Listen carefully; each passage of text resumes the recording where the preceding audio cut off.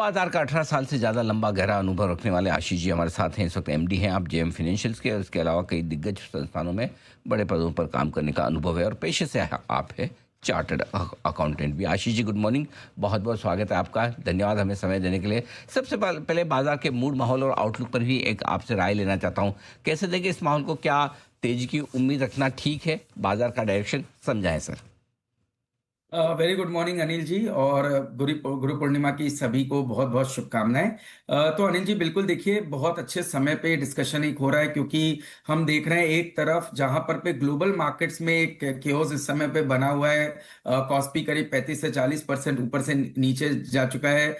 AI Bloomberg value chain index जो है वहां पर पे एक बड़ा करेक्शन देखने को नजर आ रहा है, और क्लियरली ग्लोबल इन्वेस्टर्स जो है वो इस थीम पर काफी एग्रेसिवली बेट कर रहे थे। पर क्योंकि अब सवाल आ रहा है कि जिस तरह का ये 2 सालों में ऑलमोस्ट 1.5 ट्रिलियन डॉलर का केपेक्स एआई डेटा सेंटर पे होगा, पर इसके सामने जो रिटर्न है वो कैसे आएंगे, कब आएंगे और क्या वो सफिशिएंट रहेंगे, इसको लेकर के अब बाजार में बहुत एक नर्वसनेस बन रही है, और जिसका इम्पैक्ट ग्लोबल मार्केट्स में देखने को नजर आ रहा है। ये इंडिया मार्केट के लिए क्यों अच्छा है? क्योंकि इंडिया कंप्लीटली, हम ये कहते थे कि इंडिया एक एआई ट्रेड नहीं है। कुछ छोटी मोटी कंपनीज डेफिनेटली उसका प्रॉक्सी प्ले जरूर किया जा रहा था, बट इनोवेशन के टर्म में, डेटा सेंटर के टर्म में जो कैपेबिलिटी आने है उसमें काफी समय लगता।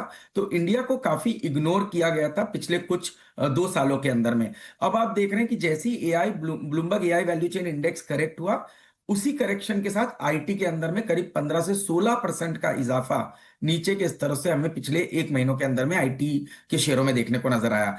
दूसरी बात आप देख रहे हैं, जब बाजारों में वीकनेस है, हमारा मार्केट स्टेबल होना शुरू हो चुका है, और जो थीम बाजार पकड़ रहा है इस समय, डोमेस्टिक लेड थीम के ऊपर बहुत ही अच्छा इंटरेस्ट हमें देखने को नजर आया। जैसे कि हम ई कॉमर्स की बात करें, क्विक कॉमर्स की बात करें, उन कंपनीज में बहुत बढ़िया एक तेजी देखने को नजर आई।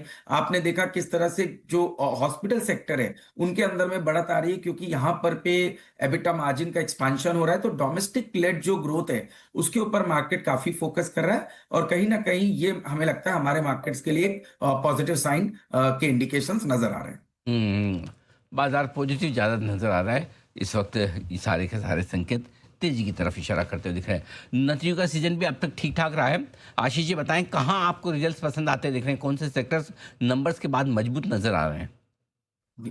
तो अनिल जी, थोड़ा सा बैंकिंग फाइनेंशियल में एक मिक्स्ड बैग रहा है, जहां पर पे आईसीआईसीआई बैंक ने एक बढ़त दिखाई। आपने देखा credit growth, margin, return on equity, सभी पैरामीटर्स पे आईसीआईसीआई ने अपने दूसरे जो पियर्स हैं, चाहे वो कोटक हो, एचडीएफसी बैंक हो, एक्सिस हो, इसको क्लियरली आउट परफॉर्म करते हुए दिखाया। तो हमें लगता है कि यहाँ पर पे सेलेक्टिवली प्राइवेट बैंक्स में आईसीआईसीआई बैंक, पीएसयू बैंक्स में एसबीआई, कैनरा बैंक, और छोटे मझोले बैंक में आईडीएफसी फर्स्ट बैंक ने काफी अच्छे नंबर्स दिखाए, और उसको देखते हुए हमें लगता है कि ये सेक्टर स्पेसिफिक बैंकिंग स्पेस में अच्छी स्ट्रेंथ हमें देखने को नजर आ रही है।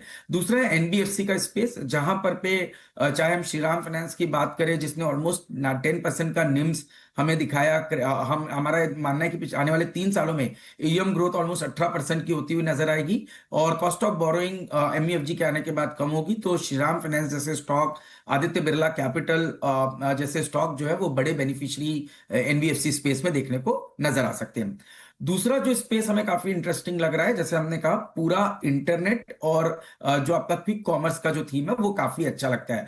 तो अनिल जी, अगर से हम अगर से बात करें ग्रोसरी या जो क्विक कॉमर्स के सेगमेंट की, तो ये आज $5 बिलियन की अपॉर्चुनिटी है, और जो मोटा मोटी $50 बिलियन तक के इस अपॉर्चुनिटी को जाते हुए हम देख रहे हैं आने वाले 5-7 सालों में। यानी मोटा मोटी 50 से 52% केगर ग्रोथ पर ये स्पेस ग्रो करेगा, जिसका clear benefit Eternal, Swiggy, Honasa, Delhivery, Shadowfax जैसी कंपनीज को देखने को नजर आएगा। तो ये थीम भी हमें काफी प्रॉमिसिंग इस समय पर नजर आ रही है। थोड़ी सी एक सब सेगमेंट की मैं अनिल जी जरूर बात करना चाहूंगा, वो होगा एरोस्पेस इंडस्ट्री। तो आप देखिए, ग्लोबली एरोस्पेस जो सेगमेंट है वो काफी ग्रो कर रहा है, क्योंकि एक चाइना प्लस वन या डाइवर्सिफिकेशन इंडियन सप्लायर्स की तरफ आ रहा है, और वहां पर पे आजाद इंजीनियरिंग, संसेरा जैसी जो कंपनीज है, इनके जो ग्रोथ है वो 30 से 40% की ग्रोथ एरोस्पेस सेगमेंट में देखने को नजर आएगी। तो हमें लगता है ये स्पेस भी मार्केट काफी पॉजिटिवली इसको रिवॉर्ड करता हुआ नजर आएगा। ओके, बड़ी इंटरेस्टिंग आपने थीम्स दिए। बैंक्स, एनबीएफसी तो सबको पसंद आते हैं, लेकिन new age e commerce company और साथ ही साथ एरोस्पेस से जुड़ी कंपनियां, सनसेरा की आज बात हो भी रही थी। फार्मा स्पेस भी लाइफ हाई के आसपास है, क्या वहां पर कुछ पसंद है आपको? बिल्कुल अनिल जी, तो देखिए हमने जैसे कहा डोमेस्टिक फोकस थीम काफी अच्छी कर रही है। अब फार्मा में जहां पर पे आप डोमेस्टिक फॉर्मुलेशन की बात करें, वहां पर पे तो हमें बहुत अच्छी ग्रोथ देखने को नजर आ रही है, जिसके चलते आपने देखा जो हमारे अजंता फार्मा, एल्केम, इप्का जैसी कंपनीज है वो काफी अच्छी कर रही है। बट जो बड़ी ग्रोथ हमें देखने को नजर आ रही है वो है पूरे सीडीएमओ और सीआरडीएमओ स्पेस के अंदर में। क्योंकि अगर से ग्लोबली ये स्पेस 6% पे ग्रो कर रहा है, तो इंडिया के अंदर में ये ग्रोथ आपको 15% के आसपास आती हुई नजर आएगी। अगर से आप देखें कि इंडिया का जो पेनिट्रेशन है सीडीएमओ मार्केट के अंदर में, वो मात्र 3 से 4% का है। और जबकि चाइना प्लस वन और बायो सिक्योर एक्ट के आने के बाद हमें लगता है कि इंडियन सीडीएमओ और सीआरडीएमओ कंपनीज के अंदर में बहुत अच्छी ग्रोथ देखने को नजर आएगी।